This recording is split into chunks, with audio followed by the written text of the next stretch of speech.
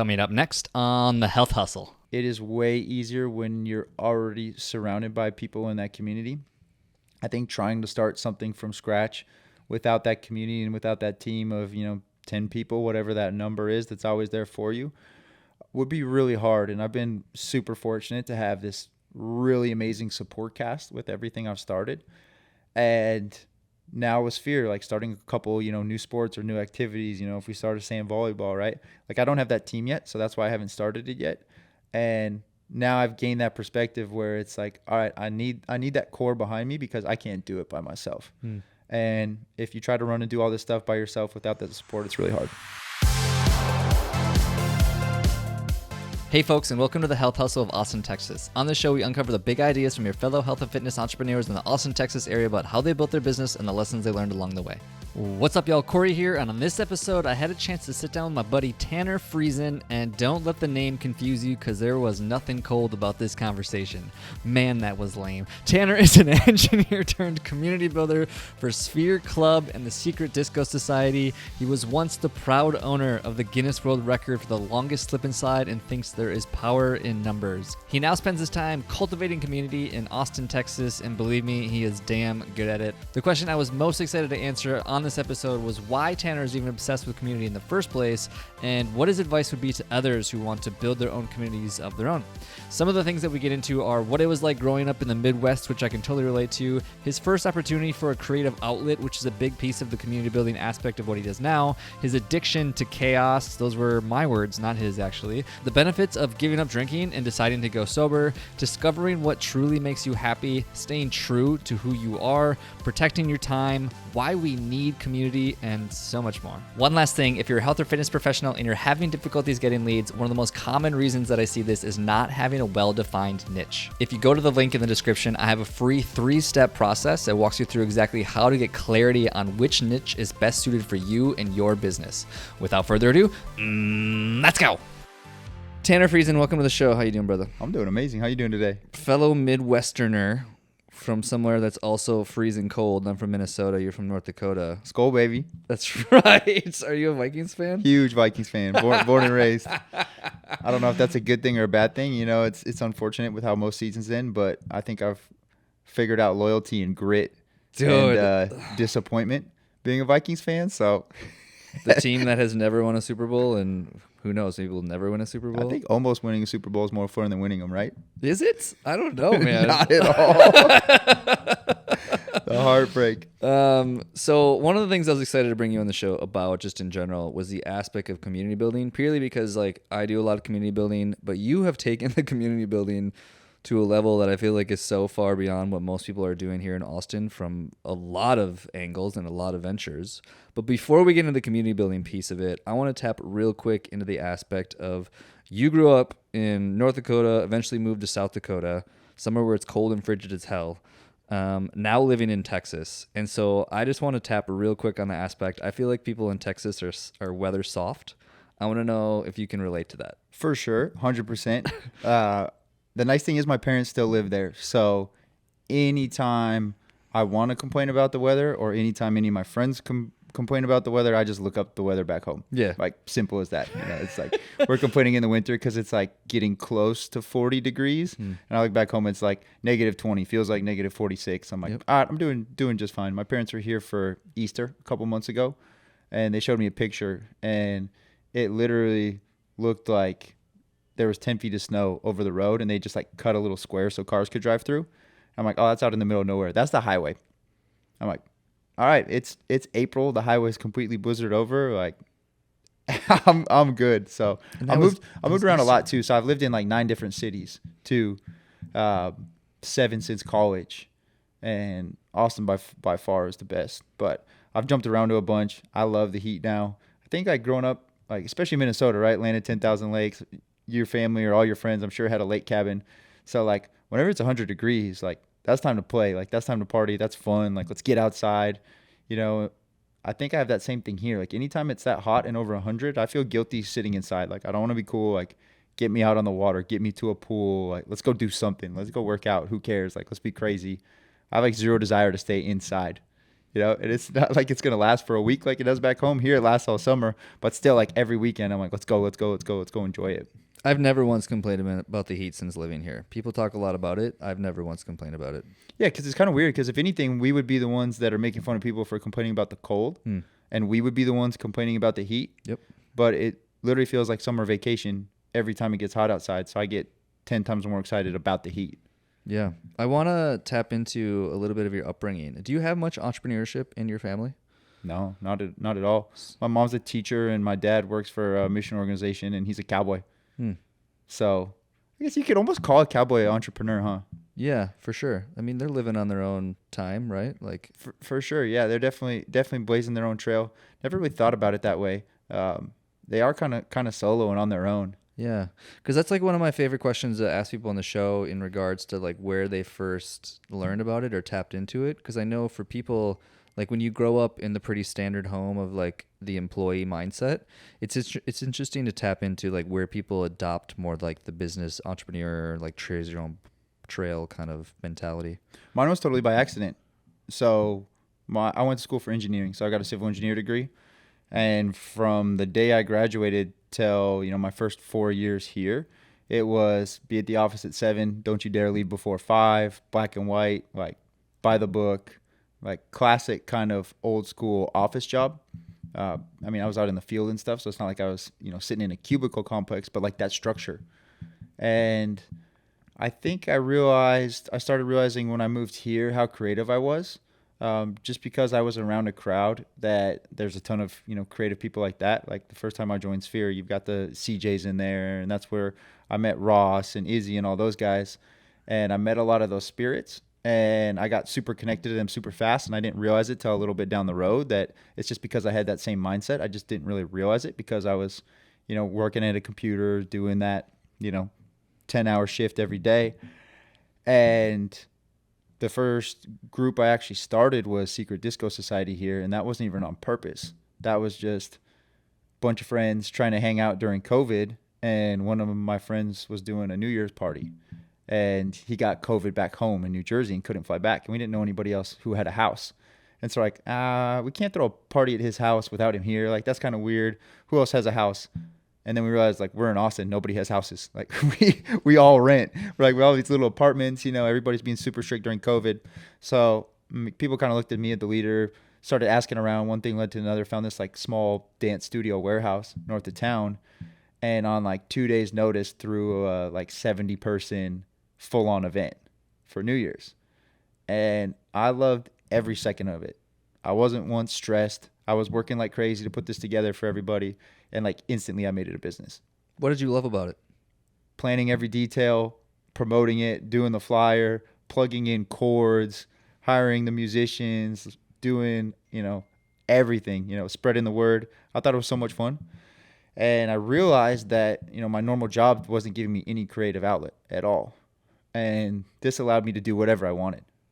And the more outside the box, the better. And then I kind of compared that to other people who were, doing events and stuff like that. And I was like, I look at this so much different just because I don't have this experience. I need to embrace that. And so I kind of created my own style and was purposely, ignorant so that I wouldn't copy anybody else. And I could make a complete unique style, which was exactly where I wanted to be. So it's been a lot of fun creating like that. And it's also given me zero boundaries for my creativity, which is the best part of it. So as somebody that grew up as an engineer, though, or going to school for being an engineer, what is it about the creative outlet that attracts you? Because you obviously have a lot of tattoos for anybody that can't see you. So you obviously have some interest in a creative outlet. Have you always been that way? I've always been really creative. I've always like doing stuff kind of my own way, outside the box. I've got the comments so many times, oh, no one else has done it that way. And I always take that as a compliment. Whether it's good or bad, just, me finding unique ways to do stuff. I think growing up on a ranch, I was, you don't have any resources out there. So it's just kind of figure it out with what you have. Especially with my dad being a cowboy, I was working his ass off. I think that's really translated to my life. Yeah. As far as the creativity, like before I decided to be an engineer, I thought I wanted to be an architect. So I think I knew I had that creative side, but when I started like job shadowing and looking into it, I was like, I can't draw. And so I like followed a structural engineer. I was like, oh, this is the same line of work, But instead of drawing it, and I could create it in my head, I just couldn't put it to paper. I was like, I could do this math all day. Like, this is easy. I can do this in my sleep. And so I think that's what drew me to the structural engineer, just because all of that's, problem solving, qualitative, and all that. As far as like being creative, it's kind of who I was. I just never had, a direct something to attach it to. Totally. Until now. So I feel like there's a lot of people that can relate to that from the aspect of just coming to Austin. I think I used the terrible analogy that like I feel like in Minnesota I felt like a dog surrounded by cats, and then I came to Austin and I feel like a dog surrounded by dogs. Is that there's so many other people here that are just like hungry and ambitious, and they want to explore and they want to play and they want to try things and they want to discover themselves. So I feel like there's like this huge aspect of coming to Austin, which you mentioned earlier on is like one of your favorite places to be. What is it about Austin compared to the other 8 places I think you said that you've lived that you like so much more? 1, the weather, 2, the people. I think those are the 2 ways I can define it the most. The weather's amazing. You're going nonstop all year. I remember, being back home or being somewhere cold, like it kind of shuts down for the winter. You'll maybe go out every once in a while, but for the most part, you just go to work, go home, it gets dark, you go to bed, like nothing really happens, and your soul dies for a little bit. Where here it's just like you're going nonstop every day of the year, and like you said, you're surrounded by so many people where it's just natural. I think like my fitness is like the perfect description, or the perfect example, because I played college basketball, was in great shape leaving, and then, had this job, moved around a bunch of times, was in all these cold cities, and didn't have a friend group that was really pushing me. So, I was doing my own stuff, like going to the gym and stuff like that, and thought I was fine just because, compared to anybody else, like I was okay. And then I came here, I'm like, wow, everybody's in 10 times better shape than me. And it's not very like I set a goal where it's like, oh, I want to get in shape like these guys. Just being around them, you're doing active stuff every single day, nonstop. And so it's just like part of the culture here. And I think that same thing is for entrepreneurship. I think the same thing is for art. When you get around Austin, there's so many people that are just going. I think I would say this all the time. Like most people go out to the woods to recharge. They just want that peace and tranquility. I'm the opposite. And so I think that's why Austin's been so good for me. Like throw me downtown. I want to hear car horns. I want to see people running, moving. Like I want to like pull off of that energy, because that motivates me when I see people working harder than me and how creative they're working and how relentless they're working. Like that's contagious to me. So that's what recharges me. And so I think like being in Austin and just with my personality, that's really been a healthy culture for me to buy into. So that's why the people are so much better here. And then, like I said, with the weather, all of a sudden this is all year round instead of just for part of the year. So that's easily why Austin has been my favorite city by far. Do you think you're addicted to the chaos? Yeah. Do you? Yeah. You can ask my girlfriend. Like I work sun up to sundown. Like my mind is just always on. It's always turning, and I can't stop. So 100%. Yeah. Have you always been that way? I have no clue. Even like when you were growing up on the ranch, do you feel like you just always had to be doing something? Probably. We didn't have cable. So my dad was like, we have thousands of acres. Why would you sit inside and watch TV? Like, go get hurt. Right? We had 3 channels. Go get hurt? It's like, go get hurt. My brother's like, my brother's 3 years younger than me, is like the perfect combination. So like we made up the most obnoxious sports. We made up the most obnoxious activities. Like we got hurt 100 times. Like I ended up in the ER for stitches like 9 times, and it's just like, that was encouraged. It was just like, go explore, go push yourself. And so I think for me, if I'm ever not doing anything, like it's because I'm not doing anything at all. And so I'm like, all right, if I'm just going to sit around and waste my time, I might as well come up with something to do. And so I haven't really ever thought about it until you asked me that. But yeah, probably. I look at my 16th birthday party, and I think it was on a Wednesday night. I still remember it because Wednesday was church night. And I invited everybody from like 9 different youth groups over to my place for a bonfire. And we had like over 100 people show up. And my parents were like, how do you even know this many people? Like you have 28 kids in your class. Like how is there 100 people out here, And so it's probably been my MO for a long time. I just never really noticed it. The early community builder. Well, that has a lot of carryover to what you do now. Yeah, I think like I'm kind of introverted, which really surprises people. Like I'll be the last person at a bar, at a fitness event to go talk to a stranger. Like it's not really my thing. Like I'm very hesitant to do that. Once I get introduced to you, I'll talk to you for hours and hours and hours. Like I don't care, but I'm not one of those, someone's in the elevator, small talk, like start like that. It's actually pretty uncomfortable for me. And so I also find small talk very, very repulsing. And so I'll get turned off in conversations very, very fast. And kind of as a deflection method, I've realized if I'm surrounded by all these people, I might hate this conversation, but I know someone that's right next to me will really like this conversation. So instead of having to go down this rabbit hole, I could be like, oh, well, have you met my friend whoever, and let them go, and all of a sudden they're best friends, and like I made that connection, and I think that's like really powerful.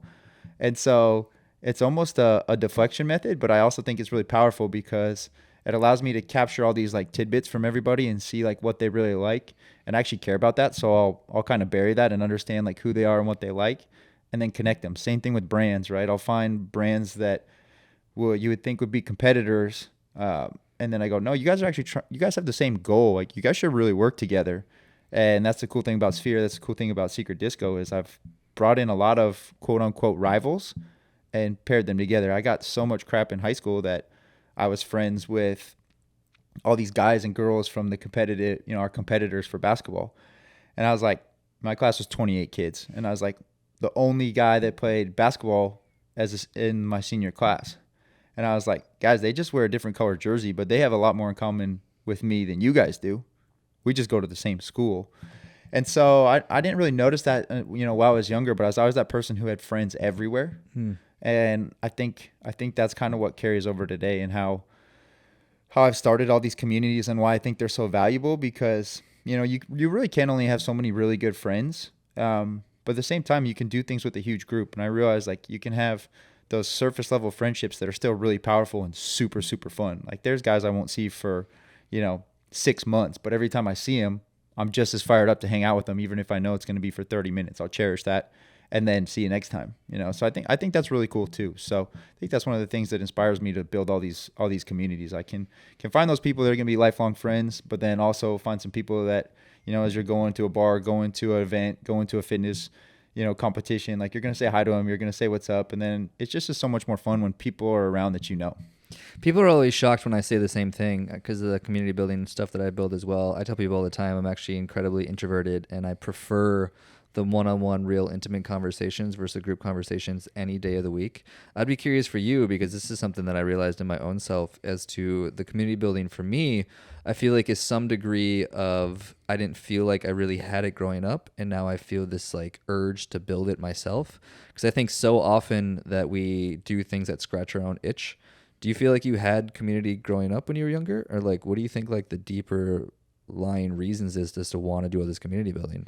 Yeah, for sure. I always had a really good community growing up, especially growing up in a religious household. Like we went to church all the time, and I had a really good core group of friends at church. I had a really good core group of friends at school. My brother was 3 years younger than me, so it allowed us to like kind of absorb some people in between. I always played sports, right? That's just a natural community, So I think I was never really on my own, which was great. I'm curious how I would do completely on my own in that isolation. Even though I am introverted, I think I would absolutely hate it. Have you ever spent time alone? No, never. No, never. Dude, you got to give it a shot. And so, Are you scared of it? I just think my mind would go crazy. I think I would need something to do. It wouldn't be exciting for me. I couldn't disconnect like that. I wouldn't enjoy it. I would want to create something, and all the stuff that I ever try to create is something that'll get as many people out as possible. Interesting. I would challenge you to explore that. The only reason I say that is because I'm very introverted as well, and I did a solo trip. We're taking another trip with a group of guys up in northern. Have you ever heard of the Boundary Waters? Mm-hmm. Yeah. Absolutely. Yeah. So you would know. Not very many people do, unless you're from like Minnesota, maybe North Dakota. Like most people have no idea what I'm talking about, but I try to go every single year. And the last time I went, I did a solo trip, 5 days out there. And yeah, for sure. There was times where like I was uncomfortable. I was like a little worried. I like wasn't super safe. But the more time I spent out there on my own, the more comfortable I got. And now I can safely say it was probably one of the best trips I've ever done in my entire life. Interesting. What'd you learn? I learned that I can be incredibly self-dependent and reliant, and know that I'm capable of doing everything I need to do without the help or support of other people. And I also learned too that I can actually spend a lot of time alone, quiet with my thoughts, and be completely content.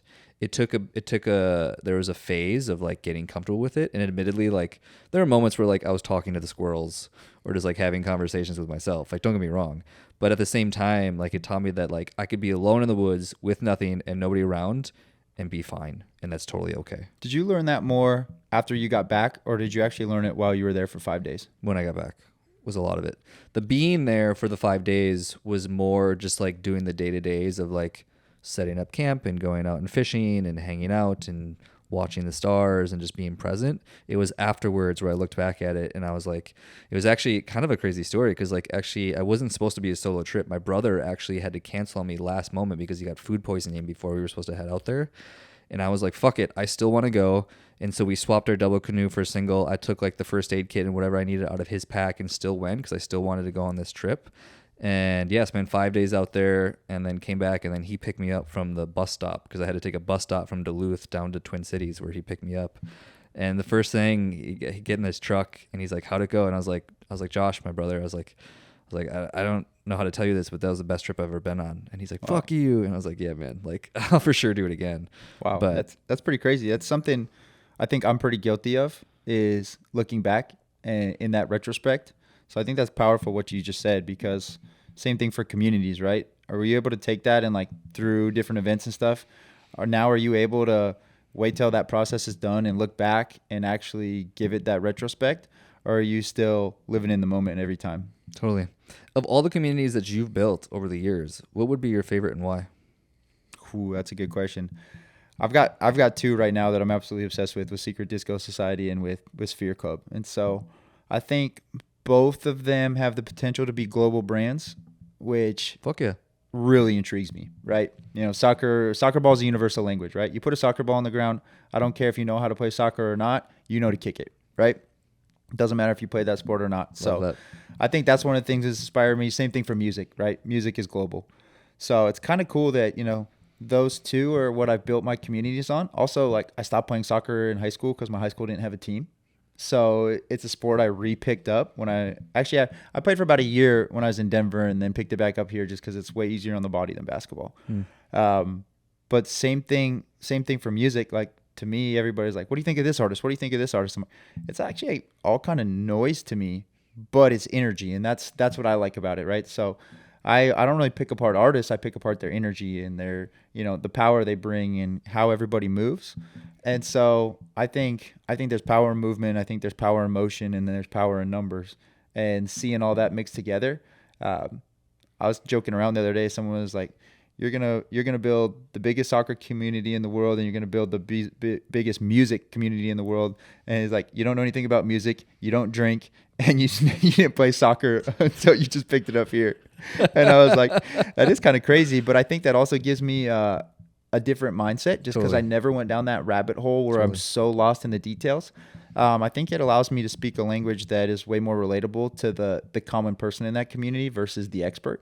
And I think that's actually paid off super well for the communities I've been, because I think most of the people I've attracted actually are the more introverted types like us. And so I'm not afraid to be that voice. I'm not afraid to be that builder that can put all this together and give them a place where they don't need to try that hard to be seen, right? They don't need to try to be heard. They can get there and realize that they're welcomed however they are, and they're super comfortable and content. And I always say, I'm not really building communities, I'm just breaking the ice. Because if you can find one thing, or if you can find two or three things that people have in common and that's why they're there, you don't have to ask those questions, what do you like, right? Because they already know that's why they're there. So they know that's the same person sitting across from them, and they can just shake their hand and introduce them by name, you know? And imagine going up to a bar to someone and, you know, just introducing your name and knowing you have the same thing in common, right? But that's not possible, because you need to dig a little bit and understand who they are, what they are. I think that's the nice thing about Sphere, right? If you come to Sphere, you like soccer, you like fitness. Instant connection, right? You're on the same team. If you go to a Secret Disco event, you like music and you like events. Instant connection, right? And so I actually think it's I like calling it an icebreaker more than a community, because the communities build themselves, right? If I was building the community, that means I would know every single person there, and I know more about every single person there, and that's not the case at all.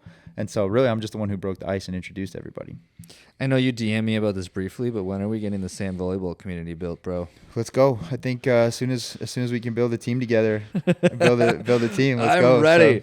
So, I'm kind of in an earned term of being quote unquote home free for a little bit. I'm doing a lot of traveling right now, but yeah, man, I really want to make that happen. That's a fun sport too. Oh, I'm addicted. Especially here in the heat. Take your shirt off, go have some fun, roll around in the sand. Can't go wrong. You named it. That's literally what makes it fun. That's why I don't play court. Is like I want to be able to dive and roll around in the sand. That is the funnest part of the whole game. All right, let's go. I found a couple abandoned courts in town that just need some love. Some sand courts in town. There's one in Zilker. There's the 5 main ones at Zilker, and there's that other one across the road. That's what I'm talking about. If that just got like cleaned up a little bit, that'd be perfect. There's one on the east side. It's like weeds and grass are growing out of it. It's like, let's just clean this up and call it our own, you know? Okay. Yes. So let's talk more about that. Not on the show, but at some point. If anybody out here likes volleyball, get ready. We're starting the squad. You briefly mentioned you don't drink. Yeah, I this winter did a dry January thing for Sphere. And I'd never done it before. Used to drink all the time, right? Just on weekends. I'm one of those people where I always say I drink to get drunk. And that's it. Like I drink to puke, or I don't drink at all. So like a casual drink has never been exciting for me at all. Like I never want to go to dinner and give me a beer, give me a cocktail. Like I'd rather just have water. And I feel like that's like the college mentality. I feel like that's how I felt about it anyways, is like we only ever drank to like get tipsy and get drunk. We never just like went out and had a drink. But I don't know. It's like every time we go to the bars in college, like we went out where we didn't need another drink at all, you know? And so I've never really liked the taste of alcohol, but it definitely gets me out of my shell. And so I've always been a huge social drinker. Learned that a lot during COVID, right? Sitting around during COVID, like didn't have any booze stocked in the fridge. If we ever did something with a big group, I'd go grab some booze and, turn it up. Did a dry January, actually a 46-day challenge for Sphere this January. And it's the same time Sphere started picking up. I started working almost 7 days a week, every week without a day off. And I was just like, oh, this is really nice, not ever feeling bad the next day, And I was having these huge conversations where I got the partnership with Nike. I got the partnership with Austin FC, and I was working with these massive brands. I was like, if I would have been on my B game at all, like this might not have happened. And I was really excited about it. And so I just stuck with it. It wasn't really planned at all. And it wasn't because I had to either. It wasn't because I had a problem. It wasn't because I felt like I needed to. I just stopped and I liked how I felt. And after probably 2 months, I started getting really bored. And I was still kind of doing the same things that I was before, like still going out. And I was just like, first it's funny because I was like, oh, I wonder if I was, one of those idiots. Or I bet I was looking stupid like that or having a good time. But I also like struggled to talk to anybody. And I'm really proud that I let myself get bored. And so I kind of embraced it and was like, okay, I don't like this, so why? I liked it before when I was drinking, right? And so I found out a lot about myself, what I like, what I didn't like, the reasons, the intentions I was at places. And that's just made it easier and easier and easier not to drink. So yeah, I haven't drank the entire year. We're going on 6 months now. Again, like if I would go have a drink today, like I don't care, I'm not saying like, oh, I can't do it. I really don't care. I just choose not to. And I've enjoyed not doing it. I can relate to that in so many ways. It's unbelievable. And it's actually very interesting to me how many times I've now heard that story and had that story told to me in a number of different ways of like people have just like decided to stop doing it, not because they feel like it's a problem. They just realize like they're just happier and better without it. And they find that exactly to your point, it's like, I don't feel like I need to restrict myself. I don't feel like I'm like never going to do it again. But at this moment, or for the most part, there isn't opportunities where it's like, oh yeah, that seems like it'd be a better option than just like not doing it. Of course, there's going to be exceptions in life. You're going to have a casual drink, whatever. Life is life. But at the same time, it's like just not having it has been actually just a better option for most people. It's true because they talk about a diet all the time, right? Where if you can make it a lifestyle versus, a crash diet, you always kind of fall back on it. So if you can do it for the right reasons, that's huge. And I guess that's probably good for you too, hearing it from multiple people and multiple different angles, but it kind of all has the same storyline. Totally. It just shows why it works. I also too wonder, because like literally the episode that just came out today, actually, by the time this one comes out, it would have come out a while ago, but she's sober, and for her it was more or less, it was sort of a problem and something that she ultimately had to give up. But we were talking about on that episode of just that aspect of like how many people are going sober or choosing sobriety, and it was interesting to get into the aspect of how, is it Austin or is it like society as a whole? Like that's one thing I'm still trying to wrap my head around, is like, for sure we live in a bubble here, so I think there's a lot more people that are just like choosing not to do it, because obviously there's just huge health fitness society here, and people are just like wanting to carve their own path and they don't want to do it anymore. But like, I don't know, I also wonder too, is like, because they talk about all the time how actually non-alcoholic liquor sales are going through the roof, like NA beers or NA alcohols, like they can't keep the stuff on the shelves, and it's like, I wonder if there's just not a general movement happening in that direction. But interesting. I'd be super curious, because it's like whenever you start looking for a new car and you have one in mind, and you see it all the time, right? And so if you're out drinking and you're naturally going to go and pair up with someone who's taking the same shot, who's grabbing a beer, right? And so when you go sober, same thing. All of a sudden you start noticing all these people that are sober, and right away I was very surprised. I was like, wow, there's a lot of people that don't drink. And I was like, well, maybe I'm just having the conversation because we're the only ones not going to the bar. And we're all the ones in the back or in the middle just, hanging out the whole time. And so I think it's one of those things where once you get in that community, you meet a lot of like-minded people. Totally. And it also makes those events so much more fun when you have people that don't drink. Just because you can share that bond.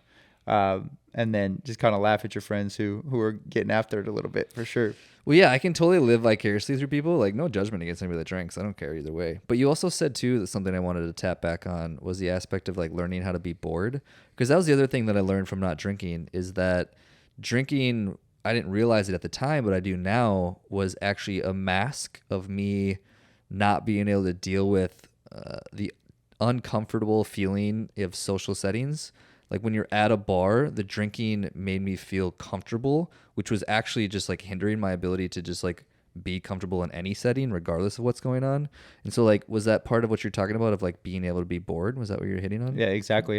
It allowed me to remember my why, what my intentions were, why I wanted to be somewhere, and then just what made me happy, and that really strikes a chord whenever I think of like what makes me happy, because that was the biggest lesson I learned from going through a divorce, was completely losing myself, trying to invest myself into somebody else, and having absolutely zero remembrance of what actually just made myself happy. And it was really easy to describe it or to mask it by saying, oh, I'm so selfless, I'm trying to do something for somebody else. Like, marriage is about sacrifice. Look at me, like this is the right thing to do.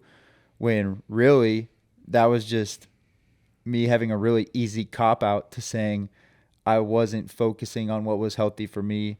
And it's a lot easier when you don't have to point the finger at yourself and say, oh no, I'm just trying to make somebody else happy. You can actually point the finger at yourself and say, oh wait, no, I'm not right where I'm at, and I need to address that. I need to take care of that. I need to be a man, and I need to figure that out. We very briefly touched on it before recording about how we both share that experience of going through a divorce. And for the first time ever, I talked about it on the 100th episode, and I learned a lot from it. I'd be curious as to like, what are some of the lessons that you feel like you learned? How long were you married? Yeah, it completely changed my life, but in the best way. I was married for almost 6 years. Okay. So I got married right out of college. So I was 22 years old. I was young. Got my first engineering job and knew I was going to be moving a lot. Ended up being true. I moved 7 times in 3 years. Spent over a year in Canada, in two different parts of Canada. So I knew I was going to be moving a lot. I was dating a girl in college, and my parents were down one weekend and said, hey, what are you guys going to do? Knowing I was going to move a lot. I'm like, oh yeah, she's just going to come with me. And grew up in a very strong religious household, and they're like, well, no, she's not. And so they put a ton of pressure on me, where it's like, you're not going to be moving around with your girlfriend. And I respect my parents so much. And I was, naive and scared of shit. And so I legit went and talked to her, and I was like, hey, this is what my parents said. Like, we either got to get married or we got to cut it off. Damn. And, we were both young and in love, and we're just like, yeah, let's get married, let's do it, right? And we realized like from very early on that like everything wasn't perfect, but most things were. But moving around 7 times, carrying her with me the whole time, never knowing the answer of where we're going next and when we're going next was really, really, really hard. I would say, we gutted through those first 3 years really, really hard. Got a job back in our hometown, switched jobs. Got a job back in our hometown, moved back there so that we'd never have to move again. And what I had said earlier about, being able to blame something on someone else instead of yourself, like we realized that, at least I did, we realized that we were, blaming the struggles in our relationships on that real easy cop out, which was, oh no, it's just because we're moving so much. Not the fact that, yeah, we might not have everything in line here. And so we were there for 4 years. It was good, wasn't great, wasn't horrible, but was still bad in some ways. Got an offer to move here for work, and same thing. We're like, oh, well, that's what we need. And thought that was going to be kind of the magic fix. And I moved down here, was supposed to go back 2 weeks later and get her. A couple months before, she was a real estate agent, and she was like, I actually think like I want to keep my job because I've been building this, client group. What if I go back and forth? And in my mind, I was like, oh, it totally makes sense. I didn't realize what she was setting herself up for, and the position we were, putting ourselves apart, right, where there's all of a sudden going to be that distance. And I moved here.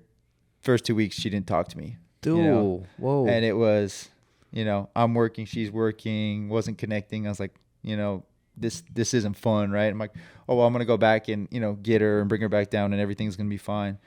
And went back up there, realized right away, like, this isn't going to work. And sat down, had a serious conversation, and was just like, you're not moving, are you? And she, both of us grew up like divorce wasn't an option, right? Mm-hmm. And so that was a really, really hard conversation. And, at the end of it, she's just like, no, I can't move. And so packed everything up, came down here.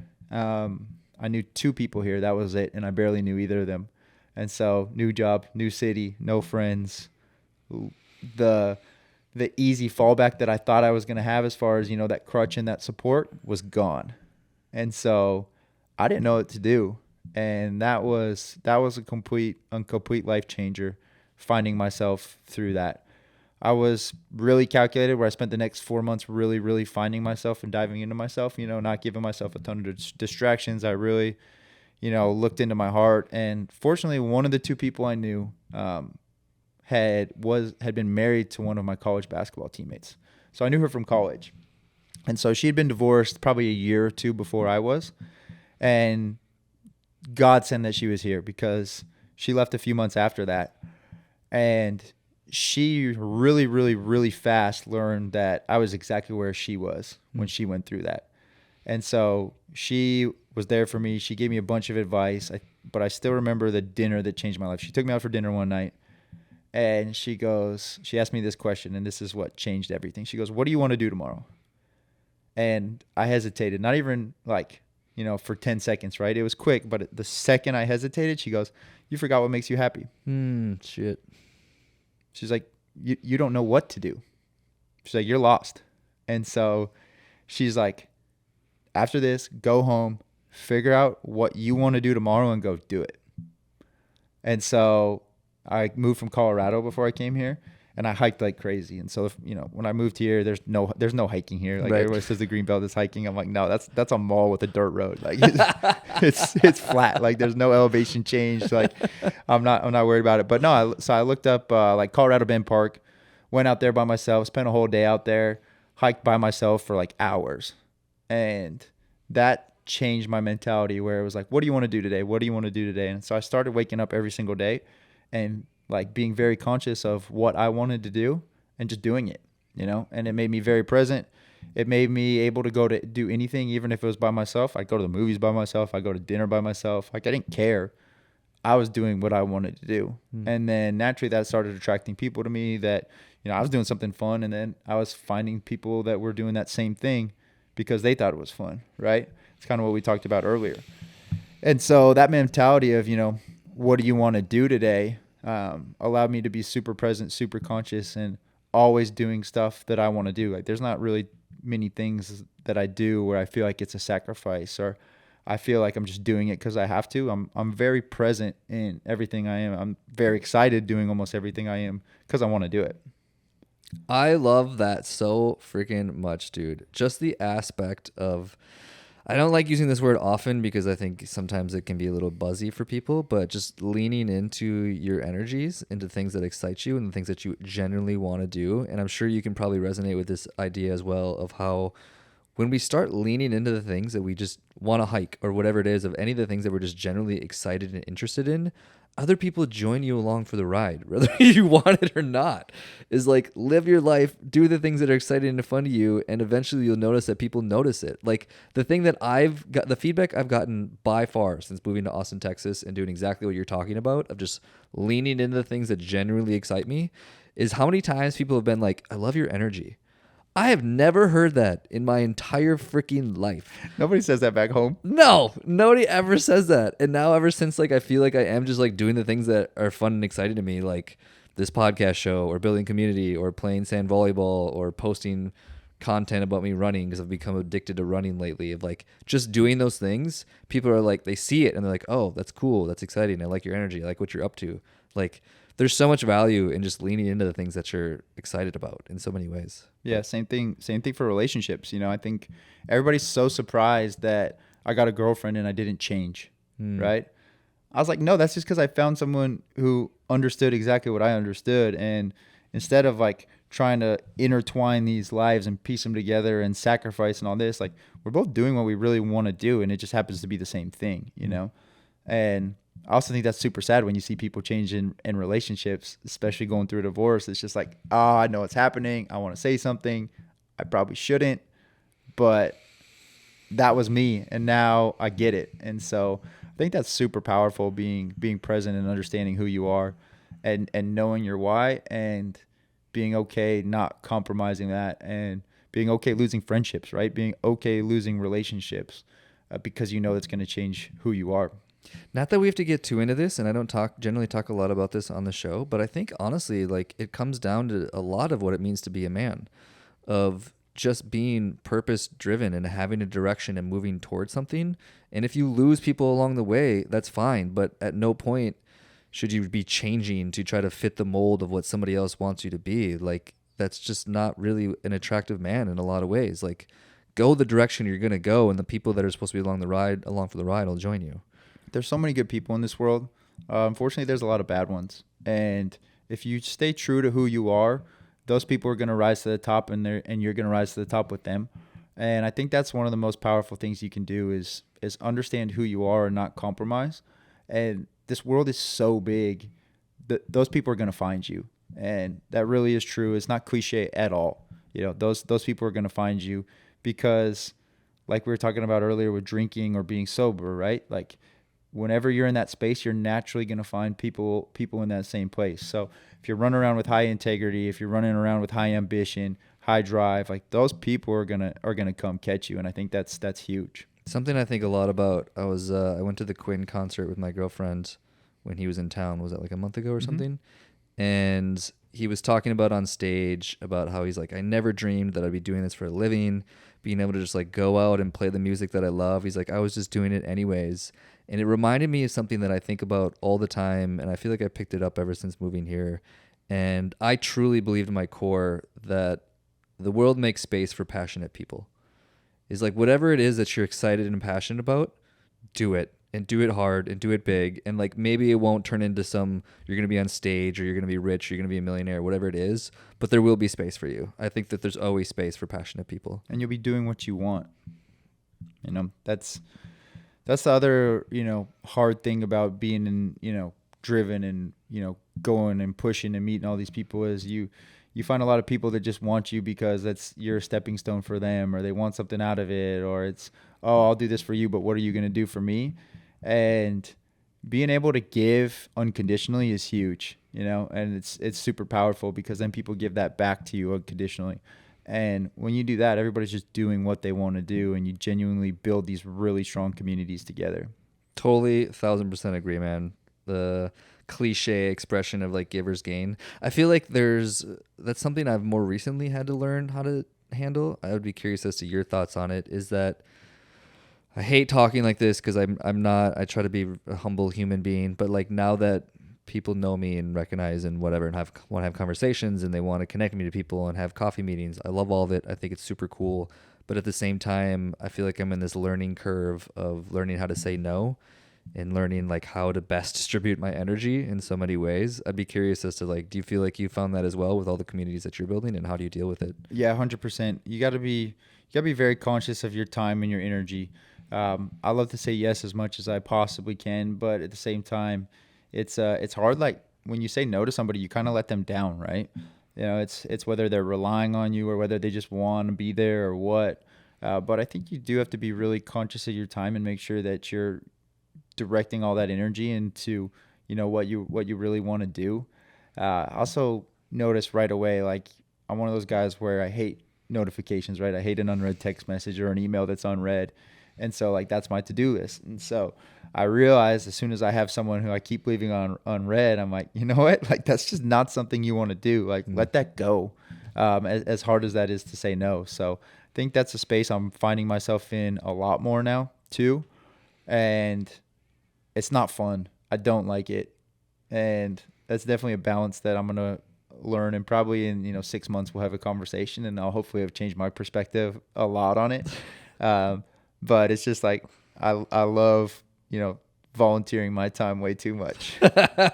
Well, I think it's important to know thyself and know where you're at in your journey as well too, because like I always say too, is like if you're in the beginning of your journey, especially as business owners or whatever, like yeah, say yes to everything, try it all, but like at some point you're gonna realize where your energy and time is best spent.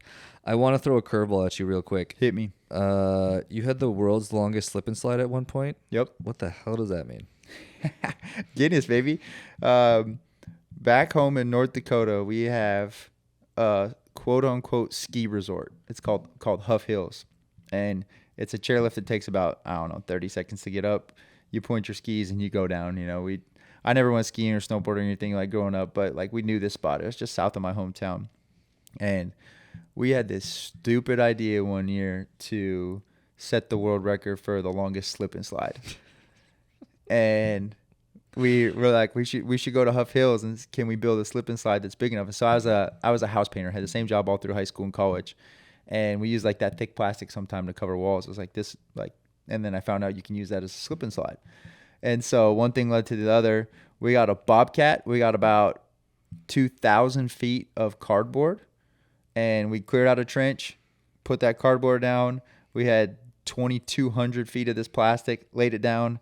And we actually got one of those giant water trucks to go up to the top to drive up this hill. Like that's how the North Dakota mountains are, right? Like a water tank truck could just drive up it.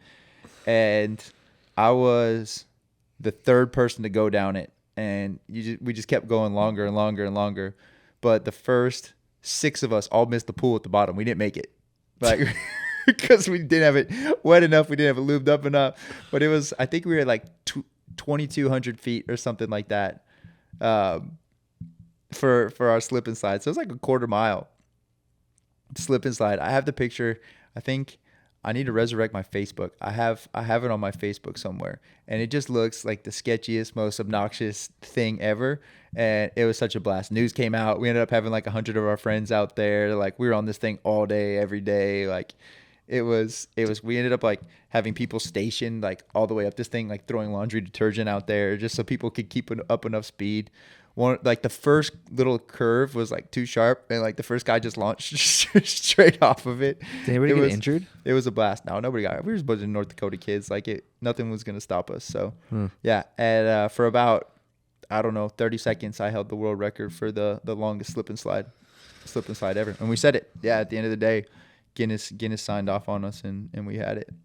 Oh man, that's great. It reminds me of Adventure Park, I think it's called. Did you ever see that documentary? That is one of my favorite documentaries. Until like it got kind of sad at the end when like people were dying. Yeah. Like the first hour I was like, I wish I could be this guy because this is amazing. Like no rules. Like we're going to make up this loop. Like let's do it. Like we're going to make this ride. Let's go. Like let's just get obnoxious. What was that called? Class Action Park. Great Oh, documentary. yeah, that's what it was. Yeah, anybody that doesn't know what we're talking about, it was somewhere in the East Coast somewhere. Yes, like upstate New York, I think. Yeah, they basically had this amusement park where it was the norm to leave it with like total skid marks on your legs and scrapes and bruises and concussions, and like it was basically a no holds bars amusement park that eventually got shut down. Not surprising, but it's a great documentary. Great. I got so excited. I was like, this guy's a true entrepreneur right here. Like, I was watching that. I'm like, he's a true creative. Like, he doesn't care. True entrepreneur. Yeah. Where do you see the future of everything you're doing with the community building stuff going? Like, what's the long play for you? No clue. I'm not one of those people that really like goes, where do I want this to be in 5 years? Where do I want to be in 5 years? Because I think if I would have had that 5 years ago, there's no way I would have taken on these journeys that I'm on now, because I would have had a different goal in mind, and I had all these opportunities pop up that I would have never guessed. So I actually purposely leave, those long-term goals pretty open so that I can capitalize and move on different opportunities that might fit me better, just because I'm so constantly growing as a person. I'm 34 next week, and it seems like I'm old, but I also feel like I'm young enough that it's like I still got a lot of life to live. And I've been amazed at how many new things have intrigued me and excited me. And so, yeah, I would say I'm not the best at, putting those long-term goals. I think the cool thing about like both the communities I'm working on is, like I said, like something's always like really driven me to have a global brand. So whether it's these two brands, whether these are stepping stones to, grab something bigger or something that works better for me, who knows? But I think, long-term goals, I see being a part of something that's literally connecting the entire world. Damn, bro. I love that. I have 10 rapid fire questions for you. You ready? Hit me. First things that come to mind. What's your best business advice? Go for it. What's your best marketing advice? Be persistent. Favorite part about entrepreneurship? Being creative. When are you the most productive? All day, every day. Who is your inspiration? Ooh, that's a good question. I don't really necessarily have anybody I look up to and copy. I think like a good example is like my boss at my old job was one of those just hard asses that, he would just scare the shit out of you. And so you just do it. And I was the youngest guy in the whole office. And one day he sat me down and he was like, "Hey, Tanner, like, how come you're the first one to leave like every day?" He's like, "All these people are staying till 6, staying till 7, staying till 8. It's like, you're out of here like 5 every day." I was like, and straight up to my boss, was like, "Come to my office tomorrow at noon." And so noon comes around, he comes into my office, and I had my entire day written down, and I had my entire evening written down on this piece of paper. And I said, "This is what I want to do tonight." And I had a softball game that night, right?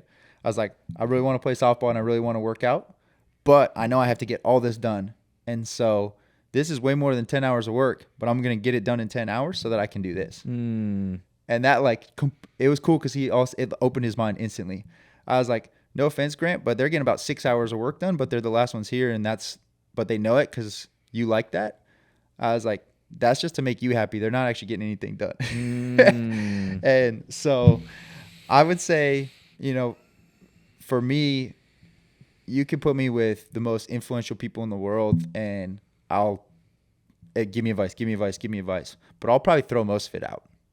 And I'll really grab onto the things that work for me, and I'll take a bunch of stuff and be like, all right, that's either bullshit or that won't work for me, and I'll throw it out.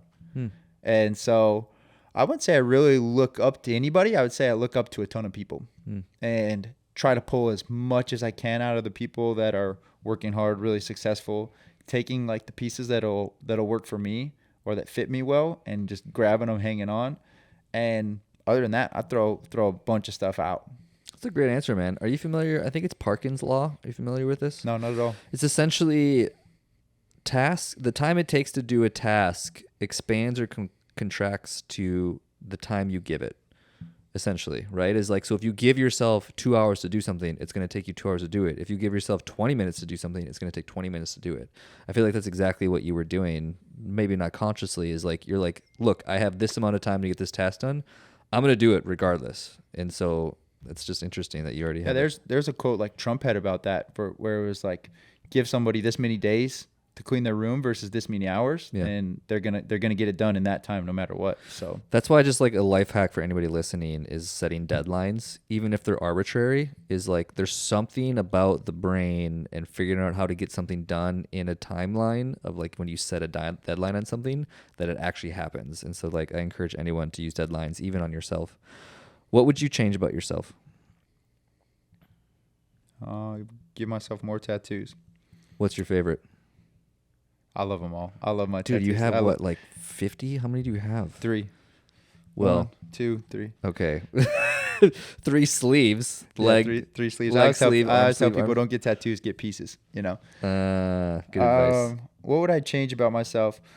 I would say I would love to be able to be more present and really enjoy things versus always looking ahead at the next thing, because I think it, you know, takes away from the people that are right there in front of me. And I think it really, hurts me from actually enjoying where I'm at. I agree, man. I think as business owners in general, we have a proclivity to be always looking forward as opposed to appreciating where we're at or what we've done. I can agree with that a lot. Tell me one secret about you or something most people don't know about you. Most people don't know I'm from North Dakota. North Dakota Midwest boy. Yeah, I just finally met someone last week from North Dakota. I've been here for almost 5 years, and I hadn't met a single person from North or South Dakota. I think it's Fargo and Duluth are the 2 coldest cities in the entire country. Colder than Alaska. Most people are shocked by that. One's in North Dakota, one's in Minnesota. Crazy. When were you the happiest? Right now. Appreciate I'm happy. Yeah, I love what I do. I love waking up every day. I love Mondays, right? I say I go Mondays when we go back to work, and I love it. I say there's a couple big events I've thrown for Secret Disco, for Sphere, for both of them, where it's just a couple times I've taken a step back, looked at what I did, and said, holy cow, this is really cool. Man, I encourage anybody to check those out if they're not already. What's your favorite app or resource right now? Instagram. Why? I love Instagram. Yeah, it's a creative playground, and I can really find a lot of stuff that inspires me on that. It's almost the same as walking around downtown, right? You see people on there doing really cool stuff. You see people there doing really creative stuff, doing really funny stuff, and it just gets me fired up. Good answer. I haven't heard anybody say that one. What's your favorite part about Austin, and you can't say the people? I love being outside. Yeah, whether that's out running the trail, out working out, just the fact that pretty much everything we want to do, even going to the bars, we can do outside. I think that's really cool and really fun. I tell people all the time from growing up in Minnesota, one of my favorite things to relate to that is to be able to eat a meal or enjoy a meal outside basically all year round. I love that so much, to be able to just like sit outside and enjoy a good dish. Is your family still back there? Yeah. Do they come here very often? The only time they've ever come was this last Thanksgiving. They came and visited for me. Oh, wow. But yeah, my parents, every single time they come here, my mom goes, get us a table on a patio. dude, that's what I'm saying. I love that. Yep. A rooftop or a patio. And actually, the funny thing is, Austin has like one of the worst of all the cities I lived in, like one of the worst like rooftop bar restaurant like scenes. Like we really don't have that many. And you go to Chicago, you go to Toronto, like in these cold cities, they're everywhere, and they're like on the very top of these huge buildings, and they have amazing views. And that's actually surprisingly not the case in Austin, which is kind of a bummer. What I hear in that statement is business opportunity. I have one last question for you, but before I ask that question, I just want to acknowledge you, man, for being a fellow community builder, for leaning into your interests through overcoming hardships like a divorce and just difficult challenges in life in general, for showing up today as your authentic self and being very open and vulnerable about everything you've gone through, and honestly for having a lot of sick tattoos. Yeah, I appreciate that. Thank you for having me. I mean, having a podcast is 100% using your time to tell someone else's story, which I think is really selfless and really cool. So I noticed that. I appreciate that. So thank you very much for having me. This has been awesome, and it's also cool getting to sit down and talk to somebody for 45 minutes for an hour without having to worry about the phone ringing, without having to worry about something else popping up. Like that's one of my favorite things about, starting my podcast. I've only done 2 episodes, but it's like, holy cow, like these guys, like I can never have an uninterrupted conversation. And when you film a podcast, like you don't have a choice. Camera's on, mic's on, like we're locked in for, for the next hour. And so I appreciate your time. This has been awesome. Acknowledge, man. Speaking of, what's your show and where can people find you? Yeah, so you can find me a bunch of ways, but it's almost all on Instagram. My personal is Friese Tag, which is FRIESE_tag. Just a little riff off my last name. My brother's is Freeze Frame and mine's Friese Tag. So we had a little fun with that. Secret Discos is secretdisco.society, and that's for our music events. We just created a new one where it puts the people first. So it's society.secretdisco. So we flipped it. Really cool media platform we just started. We actually publish articles. So my buddy Justin is a professional writer, and we've got him, and he's sitting down and interviewing people, and 2, 3, or 4 articles a week are dropping on that page where it's just the stories of people in Austin. And so it's who they are, why they're here. It's not like BS Q&A. It's an actual written article about, Justin's story of how he met you that day, where you went, where you grabbed a drink, and then really telling who you are. They're anywhere from like 3 to 5 minute reads. And we're on month 2 right now. And he texted me just a little bit ago that our traffic on month 2 is like 10x. And we got people in like 8 different countries reading an article like right now after it went live. Damn. Congrats. And so it's really cool. And then once a month we're doing that same format, but just a podcast with a local artist. So my goal for that is to not ask them hardly any questions about their music. It's actually me asking them questions about who they are. Because I went to my first Sophie Tucker concert just because Tucker played college basketball. No clue about their music. Had no clue how famous they were. I'm just like, that dude played college basketball. I played college basketball. I want to go support him. And so my goal for that is just to tell stories of artists. So people are going there just because they're all of a sudden friends without ever meeting them and have that in common. So it's the same thing for those society stories is I want people to read that, and something as simple as sharing the same, hometown, or, us being back from Minnesota, saying Skull and instantly knowing what that's like. We have something in common that nobody else can really relate to, and that's, a really strong bond. And so the goal for me is, to connect people not just through our events, but like through this written format so that they can go enjoy other people's events with people they would have never met before just because we told their story. So that one's society.secretdisco, and then the last one's Sphere. So Sphere is at sphere.club. It's a fitness community that we built in Austin. Our goal is to recreate a locker room. And so we use fitness and we use sports to keep people fit but keep people connected. And so we just built that facility behind Native Hostel. It's a 10,000 square foot turf facility, sick as hell, lights, sound, everything. We're there 7 days a week. That's Sphere Austin ATX. Soon to be sand volleyball in the works. Soon to be sand volleyball. Yep. So yeah, I got a bunch of stuff going on. Just the way I like it. It's not too much. I love it. But yeah, just follow me on Instagram. I've got everything there, and that's where you're a lot like me, man. You I live to work, and I feel like you're the same way. For sure. Last question. So it's really whatever your best piece of advice is. And so if you were to start over, coming to Austin, wanting to build community, wanting to start a business, wanting to get into just like the entrepreneurship type world, what's maybe the best piece of advice you'd give to yourself or anybody else in that circumstance? Yeah, I got to steal something from James over at Highbrow. He says he doesn't give advice anymore. He gives perspective.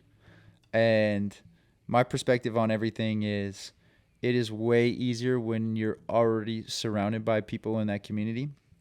I think trying to start something from scratch without that community and without that team of, 10 people, whatever that number is that's always there for you, would be really hard. And I've been super fortunate to have this really amazing support cast with everything I've started. And now with Sphere, like starting a couple, new sports or new activities, if we start a sand volleyball, right? Like I don't have that team yet, so that's why I haven't started it yet. And now I've gained that perspective where it's like, all right, I need that core behind me because I can't do it by myself. And if you try to run and do all this stuff by yourself without that support, it's really hard. Well said, Tanner. Appreciate you being on the show, brother. Thanks. No, thank you for the time. Hey friend, thanks for listening to the show. And if you have any feedback for me about the show or any other guests that you'd want to see in the show, definitely shoot me a message. I love engaging with my audience and figuring out how I can provide the best value possible to the people listening to this show. Before you go, I only have one ask of you, and that would be to check out my 3 Tips Tuesday newsletter. It's 3 marketing tips every Tuesday specifically for the health and fitness entrepreneur to help them attract new leads. If you press the link in the description, it'll take you directly to the archive of all my previous newsletters, and you can decide for yourself if it's something for you. If you end up finding it helpful, you can just sign up for the newsletter and you'll get it in your inbox every Tuesday. Thanks again, and keep hustling, my friends.